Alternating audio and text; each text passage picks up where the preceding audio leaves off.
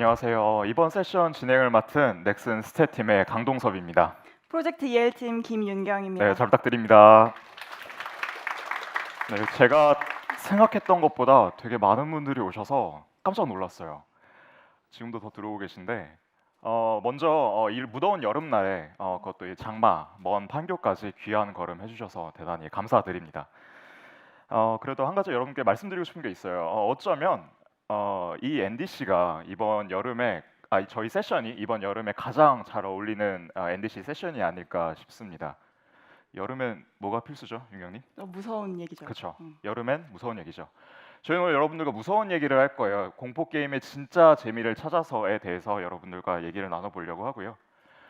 한 가지 주의사항 안내드립니다. 저희 발표는 공포 발표입니다. 그렇기 때문에 공포 이미지를 많이 사용을 했고요. 공포물에 거부감 있는 분들의 주의가 필요합니다. 네, 15세 이상 분들이 대부분 계신 것 같아서 만약에 무서우시다면 옆에 분들 잘 손을 잡아주시면 감사할 것 같고요. 인터넷으로 보고 있는 혹시 15세 미만 청소년 분들이 계시다면 부모님의 입회 하에 안전한 시청 되시길 바랍니다. 저희 소개해드릴게요. 저는 강동섭입니다. 2007년에 사일런트 힐로 인생 첫 공포 게임을 경험을 했고요. 이때 공포 게임과 영화에 입문하게 됐습니다. 그리고 그때부터 공포에 관심을 갖기 시작했어요. 왜 인간은 공포 영화를 보면은 두려워할까? 어떻게 하면 그 두려움을 해결할 수 있을까를 관심을 갖고 있다가 20년도에 그걸 집중적으로 연구를 하게 됐고 오늘날에 넥슨과 함께 하게 되었습니다. 윤경님 자기소개 부탁드릴게요. 네, 캐릭터 모델러 김윤경입니다. 저는 2013년 명작이죠. 라스트 오브 어스를 첫 공포 게임으로 접했는데요. 그 게임이 아니었다면 저는 오늘 여기 서 있지 못했을 것 같아요. 이 게임을 통해서 게임 아트에 관심을 갖게 됐고 2019년부터 캐릭터 모델러로 일해오고 있습니다. 지금은 프로젝트 EL 팀에서 열심히 일하고 있습니다. 네, 이렇게 저희가 준비한 세션은 크게 세 가지예요. 첫 번째는 공포 게임이 제공하는 재미의 변화가 과거부터 어떻게 달라졌는지 가볍게 살펴볼 거고요. 오늘날의 한계는 그래서 뭔지 짚어보겠습니다. 그리고 두 번째는 공포 게임을 즐기는 유저의 특징, 그들은 대체 왜 공포 게임을 좋아하는 걸까요? 그리고 저희와 어떤 차이점이 있을까요? 많이 궁금해하실 것 같은데요. 그리고 마지막 세 번째, 그래서 우리는 어떻게 유저들에게 공포를 전달하면 좋을까요? 그냥 단순히 무서운 게 아니라 소름은 끼치지만 무섭지 않게 어떻게 하면 잘할 수 있을까? 그거를 알아볼 거고 그 부분에서 옆에 계신 윤경님께서 설명을 자세하게 해주실 예정입니다. 그러면 지금부터 바로 본격적으로 세션을 시작해 보도록 하겠습니다. 잠시 후에 뵙겠습니다. 네, 이번 세션을 보고 나면 여러분들께 공포 게임을 즐기는 유저와 개발자분들 모두에게 유익할 겁니다. 혹시 여기 공포 게임 개발자분 계실까요? 네, 안 계셔도 좋아요. 공포 게임을 즐기는 유저라고 한다면 공포 게임을 만들 때 저런 전략을 체계적으로 세우는구나를 아실 수 있을 거고요. 공포 게임 기획자나 개발자분들께서는 우리가 고민하는 게임성이 대중에게 잘 전달되고 있구나. 저런 부분을 신경 쓰면 좋겠구나라는 인사이트를 얻어가실 수 있을 겁니다. 자극적인 공포 게임 여러분, 그게 과연 진짜 재미일까요? 알쏭달쏭하죠. 사실 이 질문이 저희가 이번 NDC를 준비하게 만든 핵심 질문이기도 해요. 공포 게임 플레이하다가 저는 이제 UX 분석실에서 일을 할 때 이 질문이 떠오르더라고요. 과연 이게 정말 재미일까? 알쏭달쏭하죠. 근데 여러분 한 가지 여쭤보고 싶은 게 있어요. 그러면 공포 게임 재미가 뭘까요? 뭐라고 생각하세요? 뭐 귀신, 좀비, 뭐 으스스한 소리 이런 것들 떠오르시죠? 맞아요. 저도 똑같습니다. 근데 과연 그게 진짜 재미일까라는 의문이 계속 들더라고요. 그래서 고민을 해봤어요. 과연 초창기 공포 게임도 이랬을까? 사뭇 달랐어요. 70년대 공포 게임이 처음 개발된 이때는요. 탑뷰 위주였고 오늘날의 그 점프 스퀘어 유사한 아주 단촐한 장치가 전부였었어요. 근데 이 단순한 기능들이 그때 당시엔 굉장히 자극적이고 재밌게 느껴지기도 했죠. 많이 개발되지 않았었으니까요. 근데 그러다가 2000년대로 오면서 기술이 발전합니다. 시청각적 효과가 뛰어나게 되죠. 그리고 자연스럽게 저희들이 그런 비주얼적인 재미를 느껴가기 시작하다가 오늘날 어때요? 소리, 영상, 연출 모든 부분들이 다 고도화가 됐죠. 사실적으로 느껴지게 됐어요. 심지어 어때요? AI가 저희 팀원에 섞여 들어서 저희들 놀래키기도 합니다. 전반적으로 사실적으로 가는 흐름의 재미를 저희는 느껴가고 있어요. 근데 사실 이런 기술의 발전의 흐름은 매우 자연스럽습니다. 당연한 거예요. 근데 그러다 보니까 간혹 이런 얘기가 제게 들려옵니다. 아, 너무 무섭기는 한데 자극적이진 않나? 그냥 놀라게 하거나 자극적인 장면을 반복해서 보여주는 거죠. 그러다 보니까 처음엔 무섭다가도 나중에 심리적으로 좀 피곤해지는 느낌이 들어요. 왜 그럴까요? 이유가 있어요. 공포 게임에 대한 기준이 사실 좀 모호해요. 선정성이나 폭력성 같은 경우에는 어느 정도 명확한 기준이 있는데, 이제 한국 같은 경우에는 공포에 대한 기준이 경미한 경우, 과도하지 않은 경우, 과도한 경우가 좀 모호한 부분이 있습니다. 기술의 발전으로 앞서 말씀드렸던 것처럼 저희는 점점 더 사실적인 그래픽을 원해요. 유저들이 원하죠. 근데 거기다가 기준까지도 좀 모호한 상황에서 더 무섭게 만들어야지, 더 자극적으로, 더 사실적으로 가는 경향이 있어요. 마치 자극을 위한 자극을 찾게 되는 거죠. 그러다 보니까 어떤 일이 있었냐면요. 23년 논문을 봤는데 크라이오피어라고 저도 굉장히 재밌게 했던 게임이에요. 강렬한 자극을 원한다고 하면 전 제 지인에게 무조건 추천을 해요. 재밌기도 하고요. 그리고 무료입니다. 스팀에서. 근데 이 게임을 가지고 논문이 있어 봤더니 저처럼 공포 게임을 좋아하는 사람이 15시간 동안 플레이를 했더니 결국에는 트라우마로 남았다고 합니다. 살인 묘사가 굉장히 사실적이고요. 자해 또한 사실적입니다. 그래서 결국엔 게임을 종료했는데도 게임 장면이 머릿속에 떠나지 않고 기억되는 트라우마로 남았다고 해요. 이쯤 되면 게임에 관심 있는 저희가 한 번쯤은 생각을 해봐야 되지 않을까요? 과연 유저를 트라우마로 남게끔 만들기 위한 그 게임이 과연 잘 만든 공포 게임이었을까? 아니면 단순히 자극이 센 게임이었을까? 그 개발자들이 과연 유저들이 트라우마로 남기를 바랬을까요? 기대했을까요? 아닐 거예요, 절대.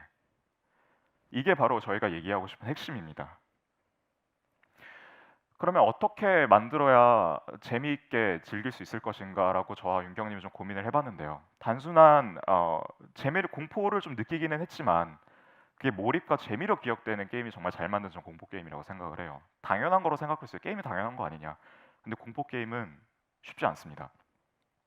와, 무서웠는데 진짜 재밌었어. 아, 긴장했는데 중독성 있었어라고 남길 수 있는 공포 게임을 저는 찾아보기가 힘들었었어요. 그래서 지금부터는 그럼 어떻게 이 진짜 재미를 위해서 몰입감을 넘치고 긴장감을 어, 제공한 후에 재미로 기억되는 게임을 만들 수 있을까? 그 방향을 공유해 드리려고 하는데요. 저희가 살펴본 것처럼 유저를 놀래키기 위한 기술은 이제 충분해요. 그럼 이제 남은 건 뭘까요? 유저를 알아야겠죠. 공포를 누구에게 전달할지를 알아야 됩니다. 유저를 이해하지 못한 채 UX를 설계하거나 게임을 설계하는 건요.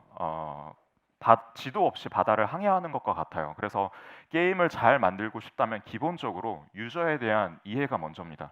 근데 우리는 뭐예요? 공포 게임이에요. 그럼 뭐예요? 유저에 대한 이해도 그렇지만 우리가 왜 공포를 느끼는지에 대한 기본적인 이해가 필요해요. 왜?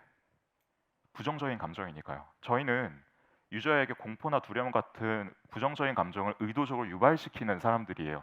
그걸 기획하고 설계하는 사람들입니다. 근데 아까 보셨다시피 크라이오피어 같이 트라우마를 남길 수 있는 이런 위험을 갖고 있는데 그 공포가 왜 발생하는지 이해를 하지 못한다고 한다면 최소한 저희는 개발자는 걸 알고 있어야 된다고 생각을 합니다. 그래서 딱 4개의 기능만 여러분들께 알려드릴게요. 첫 번째, 편도체예요. 어렵지 않습니다. 우리가 공포 자극을 받았을 때 제일 먼저 활성화되는 곳이에요. 경보 시스템이라고 보시면 되는데요. 무서운 자극이 왔을 때 우리 몸을 긴장 상태로 만듭니다. 그래서 유저를 뭐 공포에 떨게 만들고 싶다, 두렵게 만들고 싶다고 하면 얘를 건드리면 돼요. 그리고 두 번째, 섬엽입니다. 뭔가 되게 어려운 단어가 나왔죠. 쉽게 설명드릴게요. 혐오감스러운 이미지를 봤을 때 우리가 활성화되는 기관입니다. 잔인한 것, 내장, 절단된 신체 혹은 이제 음식물 쓰레기 같은 혐오감스러운 이미지를 봤을 때 그런 감각을 냄새를 맡았을 때 활성화되는 기관이고요. 흔히들 이렇게 얘기를 해요. 아, 공포 게임 그냥 무섭고 잔인하게 만들면 되는 거 아니야? 네, 맞아요. 근데 인지적인 측면에서 보면 엄연히 무서운 걸 볼 때 자극과 이제 잔인하고 혐오스러운 이미지를 봤을 때 자극되는 데는 다르다는 걸 여러분들께 한번 인지를 시켜드리고 싶었었고요. 편도체 조금 더 설명드리면 그 귀신, 뭐 어두운 골목들, 뭐 스사한 배경 이런 거에서 느껴지는 공포라고 생각하시면 될 것 같아요. 근데 잔인한 걸 보든 무서운 걸 보든 공통적으로 저희 그 기관이 활성화되는 곳이 있어요. 전두엽입니다. 흔히 우리가 이성적인 판단을 하는 곳으로 알고 있긴 하는데 사실 이 전두에 숨겨진 기능 중 하나는 뭐냐면 우리의 공포 반응을 억제하고 조절하는 역할을 하고 있어요. 근데 저희가 기본적으로 이제 뭐 섬엽이라는 편도체에 공포 자극을 느껴지게 되면 저희는 거기를 이탈하고 싶어지는 생존 욕구가 있기 때문에 혈류가 뇌가 아니라 근육 조직으로 갑니다. 그럼 어떻게 되겠어요? 공포 반응을 조절하고 억제하기 위한 혈류가 줄어들면서 저희는 이제 쉽게 패닉, 정상적인 사고 판단이 안 되는 거죠. 그래서 저희는 게임을 하고 나면 아 왜 이렇게 한 것도 없는데 이렇게 피곤하지라는 생각이 들 때 있잖아요. 이것 때문에 그래요. 그래서 이 감정이 지속되고 컨트롤하지 못하면 저희는 패닉에 빠지게 되고 결국엔 아 나 못해 하고 의자에서 일어나게 되는 겁니다. 그리고 마지막 중요한 기관은 측정액이에요. 되게 어려워 보이는 단어인데 이 또한 알려드릴게요. 도파민과 관련되어 있습니다. 측정액에서 도파민이 나오는 건 아니고요. 측자해가 전두엽이 연결되어 있는 그 보상 회로에서 사실 도파민이 나와요. 근데 이제 편의상 그냥 측자해서 말씀을 드리는 건데 이 도파민은요, 여러분 알고 계시죠? 우리 즐겁게 하는 호르몬이에요. 한 가지 더 말씀드릴게요. 얘는 중독성이 매우 강합니다. 중독성이 매우 강하고요. 그리고 마지막 세 번째는 긍정적인 피드백을 저희 뇌에게 줍니다. 그렇기 때문에 저희가 어느 정도 공포를 느꼈을 때 도파민을 자극을 해주는 것도 공포를 완화하는 데 도움이 돼요. 어, 두려움을 느끼는 거는 이제 편도체와 섬유를 통해서 우리가 두려움을 느끼고 이성적인 판단이나 감정 조절은 전두엽과 관련이 있다. 그리고 마지막 우리가 공포 게임을 했을 때 아 나 해냈어 무섭지만 해냈어 이런 보상이라든지 그 공포 매니아들이 공포 게임을 좋아하는 원리가 바로 측정액이나 도파민과도 관련이 있구나라고 알아봤었고요. 그럼 이제 공포 게임을 좋아하는 유저들 어떤 유형으로 나뉘냐? 크게 세 가지 유형으로 나뉩니다. 아드레날린 중독자형, 화이트 너클형, 다크 코퍼형으로 나뉘고요. 아드레날린 중독자형은 쉬워요. 자극을 좋아하는 사람들입니다.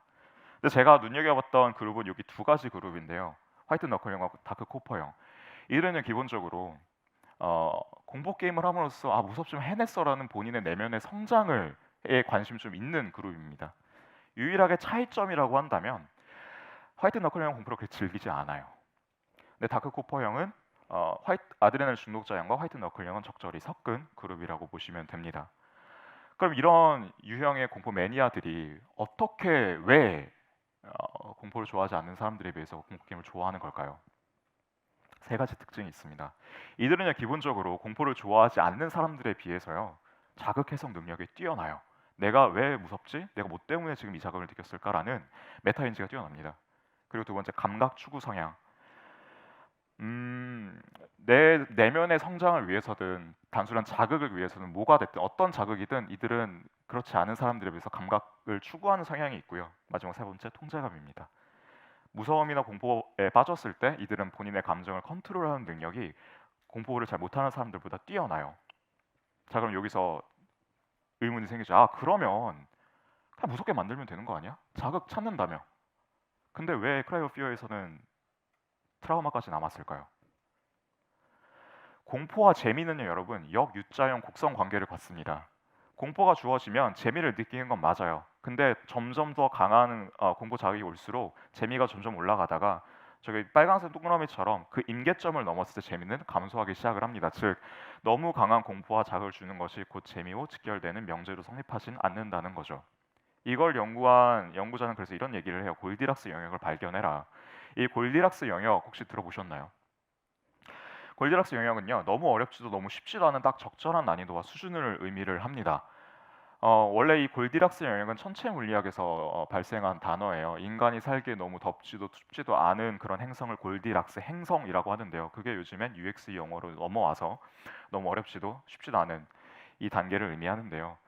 거기 발견해라. 근데 이제 이 논문 저자가 그러더라고요. 근데 쉽지 않을 거다. 왜? 사람마다 다르니까. 근데 저랑 윤기현이 너무 고민이 되더라고요. 우리 둘 다 공포 많이 한데 그 적절한 기준 선을 찾을 수가 없을까? 그리고 얼마 전에 킨텍스였죠. 플레이 엑스포에서 공포 인디 게임 공포 개발사분들 굉장히 많이 만났어요. 근데 이분들 또한 골디락스 영역을 되게 많이 고민하고 계시더라고요. 그래서 공통적으로 그분들께서 고민하고 계셨던 그 골디락스 영역의 몇 가지를 가져왔습니다. 크게 세 가지고요. 첫 번째는 공포 리듬 설계예요. 점프 스퀘어는 공포 게임에서 뗄래야 뗄 수 없는 기능인데 대체 그 간격을 어떻게 배치를 해야 될 것인지 많이 고민들 하시더라고요. 그리고 두 번째는 점프 스퀘어 말고 공포 게임이 좀 자극할 수 있는 요소 없나? 뭐가 있어요? 되게 고민을 많이 하시더라고요. 그래서 저는 그걸 적절하게 제공할 수 있는 방법도 가져왔고요. 마지막 공포 게임의 꽃이죠. 공포 크리처를 어떻게 하면 무섭게 만들지만 상처는 남지 않도록 만들 수 있을까? 이 부분은 이제 윤영님께서 설명해 주실 예정입니다. 점프 스퀘어 결론부터 말씀드릴게요. 약 15분에서 20분 정도 간격으로 배치를 하는 것이 인지적으로는 가장 최적의 타이밍입니다.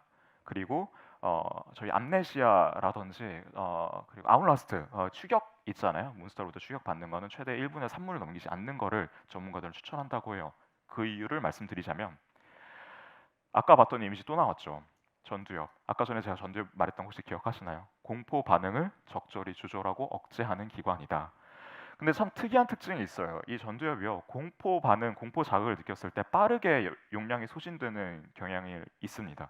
그래서 다시 정상적인 사고 판단을 하려면 다시 감정 조정 능력이 회복이 되려면 이상적으로는 개인차가 있겠지만 15분에서 20분 정도의 회복 시간이 필요하다고 해요. 그리고 그렇기 때문에 회복이 덜 된 상태에서 유저가 가장 방심한 순간이 언제죠? 귀신이 나타난 직후. 당분간 안 나오겠지. 그 순간에 그 방심할 틈을 타서 하고 자극을 한 번 더 주고 싶으시겠지만 회복이 덜 된 상태이기 때문에 애써 그렇게 만들어도 다소 그 효과가 떨어질 수도 있다라는 점 말씀드리고 싶고요. 그리고 3분을 넘어가면 저희는 공포에 익숙해집니다. 편도체라든 전두 활성화가 처음보다 그렇게 높지 않아요. 감소하는 영향을 보이고 공포를 잘 못하는 사람들의 경우에는 편도체나 전두엽이 탈진을 합니다. 그렇기 때문에 자극을 덜 받을 수밖에 없다. 그래서 가능한 1분에 3분 시켜주시면 좋겠는데 아시다시피 추격이 이렇게까지 오래 지속되는 게임은 거의 없어요. 오케이, 이제 타이밍은 잘 알겠어요. 근데 그 점프 스퀘어 말고 다른 장치는 과연 없을까? 그래서 저도 이 제한된 시간에 뭘 말씀드리면 좋을까 고민을 했는데 귀신이 등장한 이 점프 스퀘어 순간 전후로 적절한 이제 자극과 긴장과 몰입을 줄 수 있는 장치들을 가볍게 설명을 드릴게요. 전 크게 세 가지 가져왔어요. 시점, 사운드, 인터랙션. 시점 같은 경우는요, 여러분. 시점에 따라서 그 숙련자에 따라서 시점의 재미를 느끼다는 거 혹시 알고 계셨을까요? 뭐 FPS와 뭐 당연하게 여기실 수도 있는데요. 어, 공포 숙련자 같은 경우에는 예측 불가능한 1인칭 상태에서 좀 더 재미와 긴장감을 느끼고요. 비숙련자는 영화와 같은 그런 반응에서 재미를 느낀다고 합니다. 그래서 내가 조금 더 넓은 범위의 유저를 포함시키고 싶다, 재미를 좀 더 다양하게 제공하고 싶다고 하시면 다양한 시점을 제공하시는 것도 한 가지 방법이 될 수도 있어요. 그리고 두 번째 사운드인데요. 주변에서 저에게 간혹 물어보세요. 내가 공포 게임을 만들려고 하는데, 영화를 만들려고 하는데 어떤 소리가 가장 사람들이 무서워하냐? 근데 나는 소리를 만들 줄 몰라. 그래서 저는 이렇게 얘기를 합니다. 정적을 활용을 해봐라. 우리 뇌는요, 여러분, 익숙한 곳에서 안정을 느껴요. 조금이라도 변화가 있으면 경보를 울리죠? 편도체요. 응당 이 장면에서 이 게임에서 으스스한 소리가 나올 법도 한데 안 나왔을 때, 그리고 엘리제를 위하여 베토벤 교향곡, 우리가 흔히 익숙한 그 멜로디를 전혀 예상치 못한 악기로 연주되거나 변주를 하면 우리 뇌는 긴장을 하기 시작합니다. 이거 우리가 알고 있는 기본 템플릿과 달라. 그래서 점프 스퀘어나 혹은 무서운 이미지를 사용하지 않더라도 저희의 뇌를 긴장시킬 수는 있습니다. 그리고 인터랙션인데요. QT, 퀵타임 이벤트라고 하죠. 지금 네모 상자 보면은 언틸 던에서 이제 몹으로부터 추격을 받고 있는 씬인데 네모 버튼을 누르래요. 추격 받고 있는 것도 스트레스 받아 죽겠는데 제한 시간 내에 네모 버튼을 누르래요. 저희 뇌는 더 부하를 받을 수밖에 없죠. 더 긴장을 느낄 수밖에 없는 겁니다. 그리고 통제권 박탈은 말 그대로 이제 전투 방식에서 좀 제한을 두는 뭐 그런 식이 될 수 있는데요. 저희 뭐 암네시아라든지 뭐 그런 것 게임들이 있을 수 있겠죠. 그리고 이제 스토리 공백 같은 경우에도 뭐가 있어요? 사일런트 힐이요. 이거는 긴장감과는 조금 다르고 몰입에 연관이 있는데 유저가 스토리를 진행을 하면서 그 백그라운드를 수집해 가면서 게임에 몰입하게 되는 거죠. 여기 보면 공포 자극은 하나도 없어요. 점프 스퀘어 없습니다. 너무 점프 스퀘어에 혹시 매몰되어 계시다면 이거 외에 더 장치는 다양한 게 많으니까 조금 더 확장해서 좀 생각을 하시는데 참고가 되었으면 좋겠고요. 제가 가장 신경을 썼던 부분은 귀신이 등장한 후예요. 저희가 공포 게임을 통해서 크게 두 가지 자극을 받을 수 있다고 저는 정리를 했어요. 첫 번째, 심리적인 긴장을 저희가 느낄 수도 있고요. 너무 리얼, 기술 발전으로 너무 리얼한 시청각적 효과를 받아서 충격을 받을 수도 있습니다. 심리적 긴장을 해결하는 방법은 그렇게 어렵지 않아요. 도파민 분비를 촉진시키면 됩니다.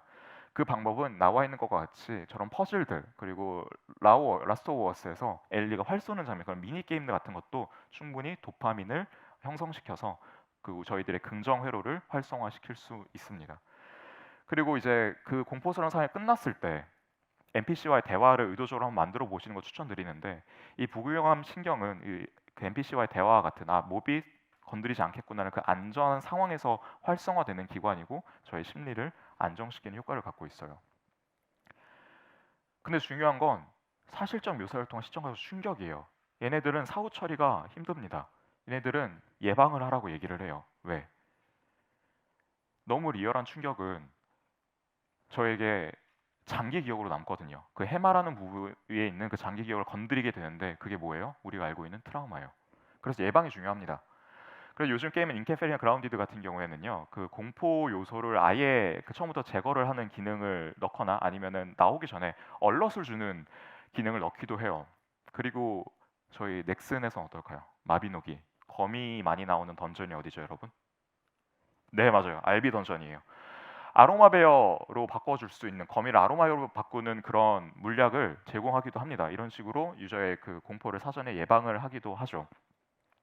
이런 식으로 저희는 단순한 점프 스퀘어의 그 적절한 타이밍부터 점프 스퀘어 외에 유저들을 자극하고 긴장시키는 방법에 대해서 가볍게 알아봤어요.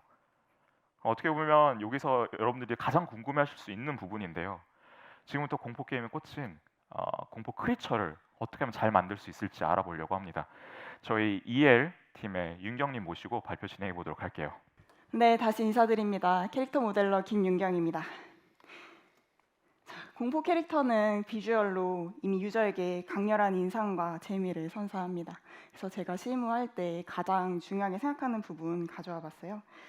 이렇게 첫인상에서 그 자체만으로 위압감과 공포감을 줘야 된다고 생각을 합니다. 그래서 어떻게 하면 더 강렬한 인상을 남길 수 있을까 항상 고민을 해왔던 것 같아요. 그래서 실제 사용되는 게임에서 그 위압감, 공포감 제공하는 여러 가지 기법 중에 이 4가지로 정리해서 한번 하나하나 감상해보고 넘어가도록 할게요.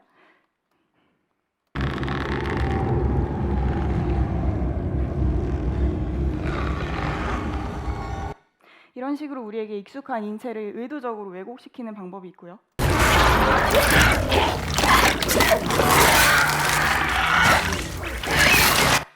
이 라스트 오브 어스죠. 이 레킨과 같이 좀비 바이러스에 감염된다는 이 공포스러운 설정을 외형으로 풀어내는 방법도 있었습니다. Oh, be careful what you wish for, Ethan Winters. 이 섹슈얼리티와 공포는 요즘 많이 결합되는 요소인 것 같아요. 이 본능적으로 우리가 아름다운 캐릭터에 끌리는 걸 이용을 해서 이 근본적인 두려움을 건드리는 방법입니다.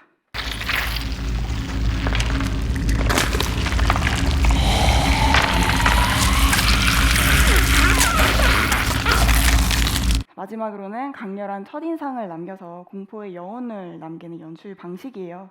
이것도 많이 사용되는 방법인데 다들 머릿속에 하나쯤 진짜 너무 무서웠다는 캐릭터 하나씩 있으실 것 같아요. 이 캐릭터들이 등장하는 씬은 우리 머릿속에 아주 오래 기억되는 모습일 것 같아요. 그럼 이 캐릭터들 어떻게 만들어지고 있는지 한번 살펴볼게요. 먼저 공포 상황 세계관 설정하고 그 다음에 소재를 선정한 다음에 컨셉 아트까지 진행이 됩니다. 그리고 저 같은 모델러들이 아트풍에 맞춰서 모델링하고 애니메이션과 연출을 통해서 인게임 어셋으로 구현하게 되는데요. 근데 이 과정에서 저희 같은 모델러들이 가장 고민하는 부분은 어디일까요? 기획에 맞춰서 강렬한 인상을 줘야 되는데 그 가장 고민되는 부분은 역시 이 아트풍에 맞는 모델링일 거예요. 제가 참여했던 프라시아 전기 캐릭터 조금 소개해 보도록 하겠습니다. 프라시아 전기 플레이 해보면서 혹시 마주쳤던 경험 있으실까요? 네, 감사합니다 유저분들. 네, 이런 캐릭터들 저희 그냥 만들어지진 않았어요. 앞서 언급한 과정들을 하나하나 거쳐가면서 프라시아 전기 세계관 안에서 어떻게 하면 더 무섭게 만들 수 있을까 구현해보려고 노력했던 결과물이에요. 그래서 앞서 언급됐던 것처럼 얼마나 저희들이 표현하는 게 적절한지는 작업자들이 판단하기 어려운 부분들이 있었어요. 그래서 이런 질문들을 머릿속에 띄우고 작업을 했던 것 같아요. 또 무서움이라는 이 감정 자체가 어떻게 보면 명확한 기준이 없어요. 그래서 주관적으로 판단하는 영역이 많았던 것 같아요. 그래서 이러다 보니까 저희 아트팀에서 고민을 해가지고 만든 이 어셋들 이제 검열을 통해서 좀 사라지는 경우도 종종 나오고 있는데요. 공포 자극을 원하는 유저들을 위해서 이 레지던트 이블처럼 그 강한 자극을 주는 방법으로 제작을 했지만 기준이 모호하고 국가마다 또 검열 기준이 다르기 때문에 그 자극 자체를 이제 주지 않는 방향으로 검열이 되어서 수정되기도 합니다. 그래서 이렇게 재밌지만 안전한 공포에 대한 명확한 가이드가 부재한 상황에서 어떻게 하면 유저들에게 그 강렬한 스릴은 제공하지만 트라우마와 같은 상처는 남기지 않은 크리처를 만들 수 있을까 하고 리서치를 통해서 가이드를 제작해봤습니다. 크리처를 만든다고 하면 신경 써야 되는 요소가 정말 많지만 오늘은 이 4가지 요소로 기준을 삼아봤습니다. 이 가이드에는 이번 발표 위에 특별히 제작된 모델께서 수고해 주시겠습니다. 먼저 게임 전체적인 분위기를 조성하는 조명의 연출을 생각해봤어요. 연구에 따르면 무드 등 같이 따뜻한 조명은 아무래도 유저의 신경을 안정시키죠. 근데 공포 게임은 어떨까요? 이 긴장감을 오히려 줘야 되니까요. 이렇게 차가운 조명을 주는 게 좋을 것 같습니다. 그 심리적 각성과 긴장감을 형성하는 데 매우 도움이 되는 방법이라고 해요. 마치 병원이나 수술실에서 사용되는 조명이죠. 그리고 요즘 유행했던 공포 게임인데 8번 출구 같은 게임에서도 사용되는 방법입니다. 자, 다음은 신체 훼손 범위에 관한 내용을 고민을 해봤어요. 공포 게임에서 보면 크리처들 신체가 마구 훼손돼 있는 모습 많이 보셨을 거예요. 크리처 신체 훼손할수록 무섭고 강렬한 인상을 주는 거는 맞아요. 실제로도 저희가 조사한 바에 따르면 혐오감이 높은 이미지를 제공할수록 그렇지 않은 이미지에 비해서 시선을 잡는 효과는 확실하다고 합니다. 근데 또 한편으로는 과도하게 신체가 오히려 훼손되면 혐오감을 유발해버려서 오히려 재미가 감소하기 시작한대요. 신체가 절단이 되거나 내장이 쏟아지는 바로 이 정도인 거죠. 강도가 올라갈수록 일시적으로 호기심과 집중력은 향상이 돼요. 그렇지만 혐오스러운 느낌 말고 이 게임에서 어떤 정보를 담고 있었나 그 내용은 유저들이 기억하기 어려웠다는 실험 결과가 있어요. 따라서 재미있고 오래 기억되는 게임을 만들려면 어느 정도의 수위 조절은 필수적입니다. 그래서 딱 그 수준까지만 그 모델 훼손시켜봤습니다. 오늘 고생 많이 하십니다. 또 실무에서 많이 쓰이는 이 피의 사용량, 이게 항상 저희는 고민이 돼요. 그래서 잔혹하기로 유명한 그 모탈 컴뱃이라는 게임 다들 아실 거예요.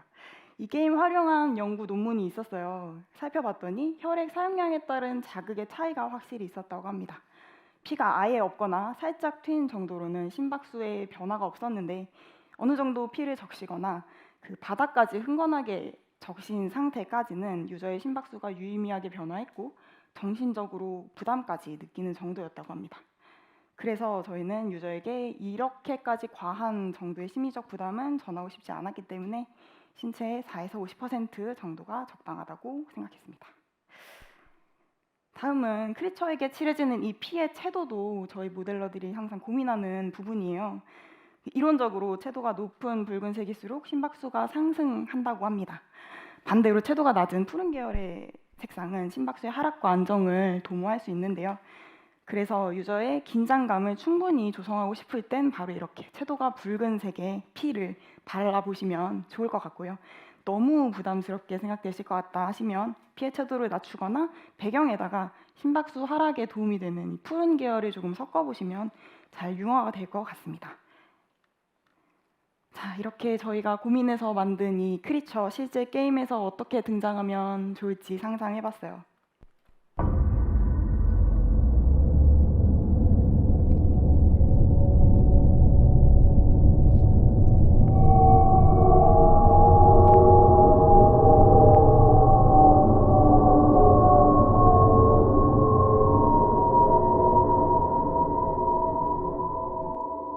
으스스하신가요? 또 저희 가이드를 잘 설명해 주시는 저희 업계에 훌륭하신 두 분 모셔봤습니다. 다잉라이트의 벤시님과 라스트 오브 어스의 스토커님이 저희 가이드의 가장 적절한 그 수준이 될 것 같아요. 이 정도가 저희 오늘 세션에서 연구했던 유저에게 충분한 공포와 스릴은 제공하지만 트라우마와 같은 상처는 남기지 않는 정도의 크리처였던 것 같습니다. 끝으로 이번 세션 정리해보면서 마무리 한번 해보겠습니다. 저희가 찾아드렸던 이 골디락스 존 한 페이지로 요약해봤습니다. 공포게임의 유저의 긴장과 이완은 어떻게 설계하면 좋을지, 몰입과 이완은 어떤 장치를 이용하면 좋을지, 공포의 주기와 크리처는 어떻게 제작하면 좋을지도 가볍게 살펴보았습니다. 공포게임을 개발하고 싶은 저희 모두는 이 모델 목표는 얼마나 무서운 게임을 만들었는지가 아니고 이제는 그 무서움이 유저에게 어떤 기억으로 남았는지까지 설계해야 된다고 생각합니다. 그리고 그 기억이 가능하면 좋은 기억으로 남았으면 좋겠다고 생각합니다. 전 이 발표를 통해서 실무에서 막연하게 느꼈던 부분들을 조금이나마 해소할 수 있었던 것 같아요. 그 넥슨 뇌 과학자 동섭님 덕분에 의학 논문까지 찾아보게 되었습니다. 영화 게임에서 저 개인적으로는 그 잔인한 장면들을 되게 많이 접했기 때문에 그 적정 수준을 도저히 감을 잡을 수가 없었어요. 그래서 실무에서도 이 피를 특히 사용할 때 어느 정도 발라야 돼 하는 정도가 항상 고민이었는데 이번 발표를 통해서 관련 지식도 충분히 얻었고 UX 관련한 데이터도 얻었으니까 작업하는 데 많은 도움이 될 것 같습니다. 동선님 어떠셨어요? 네. 저도 이번 세션을 준비하면서 공포 게임을 플레이했던 유저들의 많은 후기를 봤는데요. 여기 보이시는 것처럼 그 후기 중에 첫 공포 경험을 잊지 못한다. 그 경험을 다시 느끼지 못해서 아쉽다라든지 정서적으로 절대 잊혀지지 않는 게임도 있다라고 말하는 후기들을 보게 됐어요. 게임을 껐는데도 불구하고 머릿속에 계속 추억으로 이제 남는 그런 경험들이죠. 저는 이런 게 바로 잘 설계된 공포 경험이 만든 힘이라고 저는 생각을 해요. 단순히 놀라고 끝나는 자극이 아니라 기억 속에 서서히 스며들고 이제 종료 후에도 떠오르는 그런 기억들처럼요. 그 기억이 공포와 재미가 적절히 함께 남는 감정의 흔적이라고 저는 생각을 합니다. 이제 본격적인 여름이 시작됩니다, 여러분. 누군가는 유튜브로, 누군가는 집에서 공포 게임을 플레이를 할 거고요. 또 누군가는 그 플레이하는 공포 게임을 보는 걸로 이제 소비를 할 겁니다. 그리고 그걸 위해서 누군가는 UX를 설계할 거고 윤현님과 같이 모델링 작업을 하겠죠. 소름은 끼치게 상처는 남지 않게라는 주제였는데요. 이게 단순히 이번 자리가 저희의 인사이트를 공유하는 것도 물론 있었지만 사실 10년 뒤에 2035년에는 저희가 오늘 발표한 이 세션이 표준이 되어서 유저에게 충분한 스릴과 재미를 전달할 수 있는 연구로 활용되기를 바라고요. 그만큼 소름 끼쳤지만 재밌었어, 무서웠지만 할만하네라고 적극적으로 공포 게임을 더 편하게 즐길 수 있는 유저들이 더 많아졌으면 좋겠습니다. 오늘 이렇게 많은 분들 와주셔서 정말 감사드리고요. 귀한 시간 내주셔서 감사합니다. 저희 발표는 이것으로 마치도록 하겠습니다. 감사합니다. 감사합니다.